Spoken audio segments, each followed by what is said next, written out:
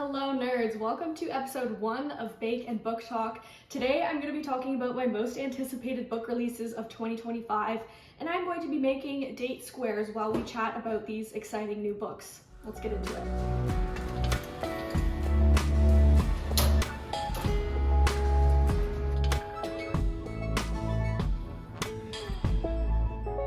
The recipe that I am making is from this chunky cookbook called Mastering the Art of Baking by Anneka Manning. I have all of my favorite recipes in this little binder because it's just so much easier to move around and carry than this like 10-pound cookbook. First order of business, we gotta heat the oven to 350 and I'm going to be making a tea. I really hope that the oven is not too loud and that you can still hear me. I'm not wearing my microphone because it picks up a lot of unnecessary and annoying feedback if I'm moving around too much. Anyways, this is my favorite Pyrex dish. This is my baby. I love it so much. I thrifted it.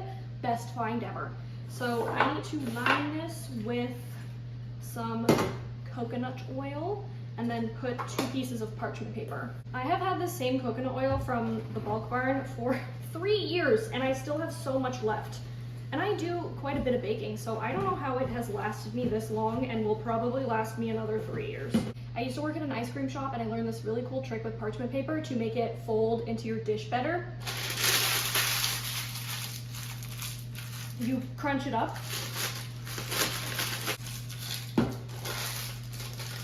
And then it just fits in there beautifully. So I'm gonna talk about these books slightly out of order in terms of the date that they are being published because I want to talk about my number 1 and number 2 releases first because I'm just so excited for them, but they are not coming out until a little bit later this year. I don't know why I feel the need to explain myself, you probably don't even care, but they will be in publishing order in the caption to make things easier. Number 1 most anticipated release, Sunrise on the Reaping by Suzanne Collins. Duh.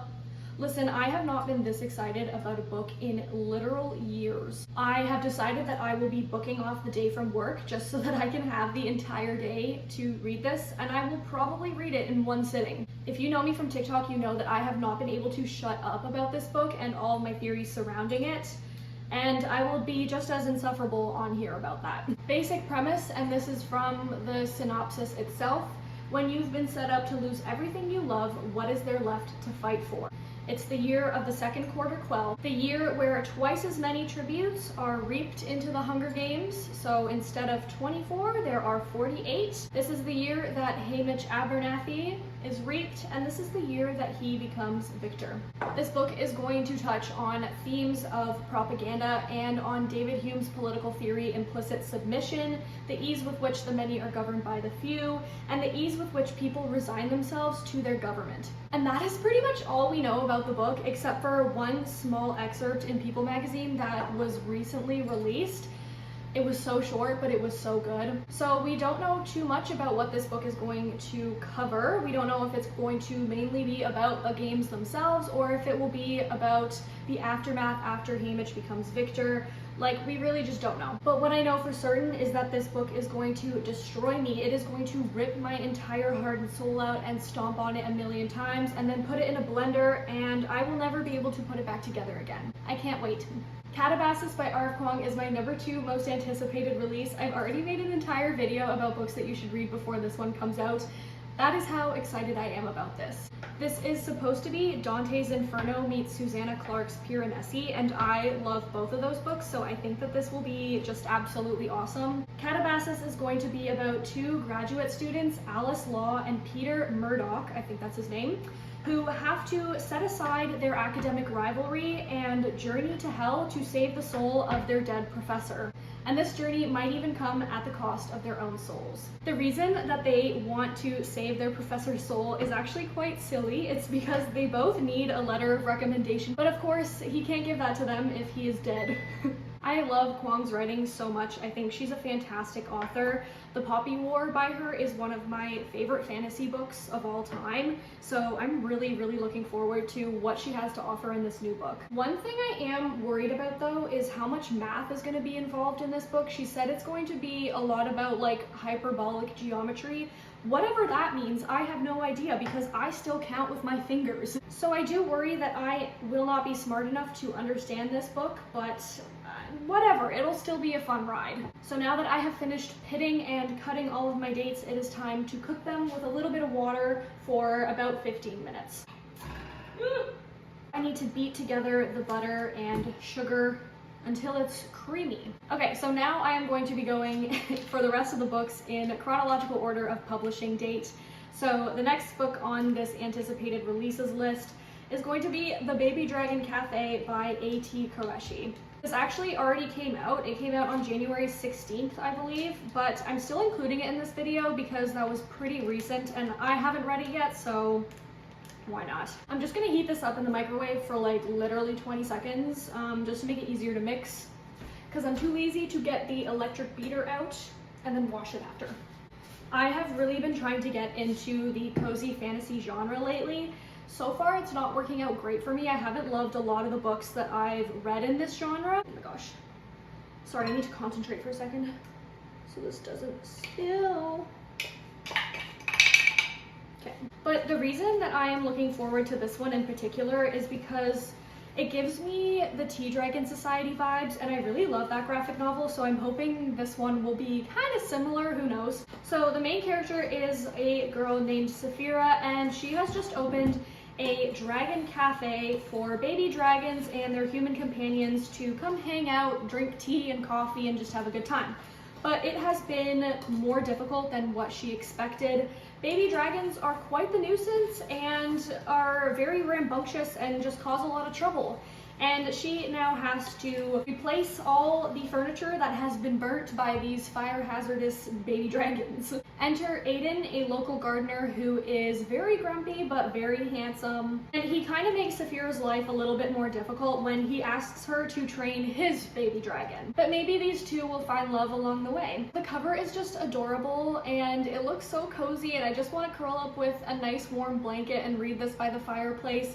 It is like -15 outside where I'm from right now, so this is the perfect book to read in January, February. Speaking of cute and cozy books, I'm also really excited for Out of the Woods by Bonam-Young.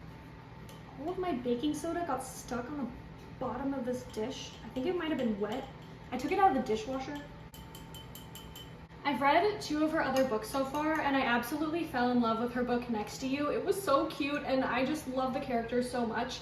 So I'm really looking forward to this one as well. And honestly, I would say that Next to You is probably one of my favorite romance books ever, alongside Book Lovers by Emily Henry. So this one is about 2 high school sweethearts, Sarah and Caleb, and for the past 17 years they've had each other's backs through the highs and lows of life. But Sarah has begun to wonder who she is when her other half is not around. So she decides to take on a project that will help her prove to herself that she is capable of doing things by herself without Caleb to swoop in and help her succeed. That is until her project fails and Caleb has to uninvited step in and save the day. This causes some serious strife in their relationship, so in a desperate attempt to fix what has gone wrong, they decide to go on a spontaneous, grueling hiking trip together. What I love about Bonam-Young's books are that they are just as much about individual self-discovery as they are about the romance, and each character's individual journey to self-discovery helps them grow closer together as a couple. I also like that her books are not too smut heavy. Listen, there's a time and a place for smut, and I'm just not always in the mood for that. I know a lot of people are really excited for this book, and for good reason. Next up, I'm really excited for Hungerstone by Dunn. And this is another book that I know has been on a lot of other people's radars. It is a reimagining of Carmilla by Sheridan Le Fanu, except instead of the main character being Laura, a young woman, the main character is Lenore, a middle-aged woman, I think, who is married to a man named Henry. They've been married for 10 years, but their marriage has soured because she hasn't been able to conceive children. On top of this, Lenore has been keeping a haunting secret from her husband. Enter Carmilla, weak and pale during the day, but vibrant and lively at night. And Carmilla stirs up a deep hunger within Lenore. Lenore is torn between regaining her husband's affection and feeding the desire that Carmilla has awakened within her. I read Carmilla for the first time a couple months ago, and I love the story, and I also love that lesbians have reclaimed it as an iconic lesbian story. Even though Le Fanu was a raging homophobe, he's probably rolling in his grave right now at the thought of this book, and good, he should be. So Hungerstone is a reclamation of the lesbian vampire trope, and it's set against the backdrop of the Industrial Revolution. I can't wait for this one. I absolutely love reimaginings and retellings of classics and fairy tales. It's so much fun to see how a story can change when it's told through a different lens or through the point of view of another character. That is my dates beeping. They are fully cooked, and I'm almost done here. This is the butter, brown sugar, baking soda, all-purpose flour, and rolled oats.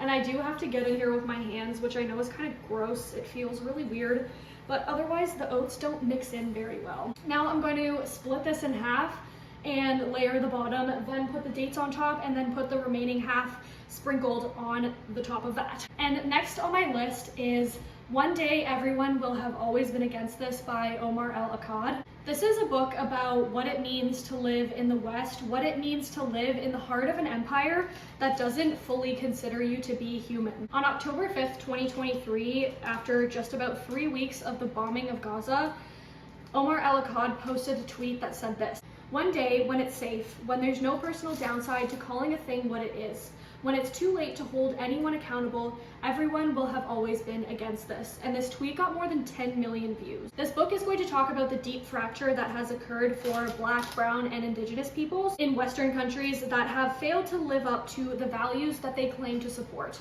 This book is supposed to be for everyone who wants something better than what the West has served up. I love Akkad's writing. I read his book What Strange Paradise last year, and it absolutely wrecked me. The last chapter made me sob. It was so sad, so gut-wrenching, so lyrical, so hard-hitting, and so relevant to the issues that are plaguing today's world. So I'm really looking forward to his political and social commentary that I know will be embedded within this book. And last but not least, I am looking forward to Shannon Chakraborty's second book in her Amina Al-Sirafi series. Unfortunately, we have no cover, no title, and no synopsis for this book. This smells so freaking good. The smell of the dates is really helping to combat the burnt cheese smell that is coming from my oven.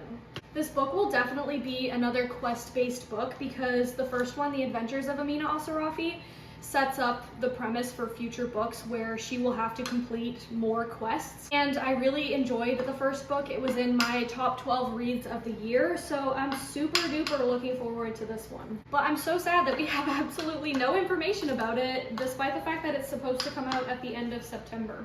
And this is the end of the video, even though I'm not even done with my date squares yet.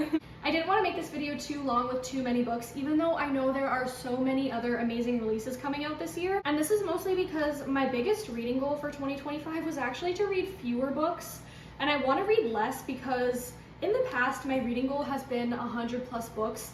And I've been able to achieve that, but at what cost? I'm not fully taking the time to enjoy every sentence within each book. I'm rushing through them just to add them to my read list on Storygraph. And I find that because I'm rushing through books, I'm forgetting the plots way easier, and I'm not enjoying as many books as I would like to be. So I feel like reading less will help me to become a more mindful reader, and hopefully I'll enjoy what I'm reading a lot more.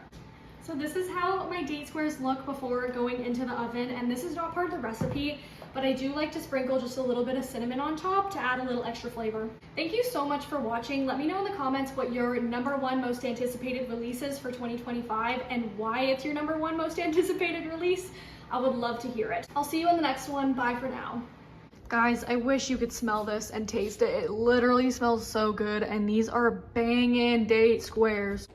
This recipe, I eat it up every time. It's so good.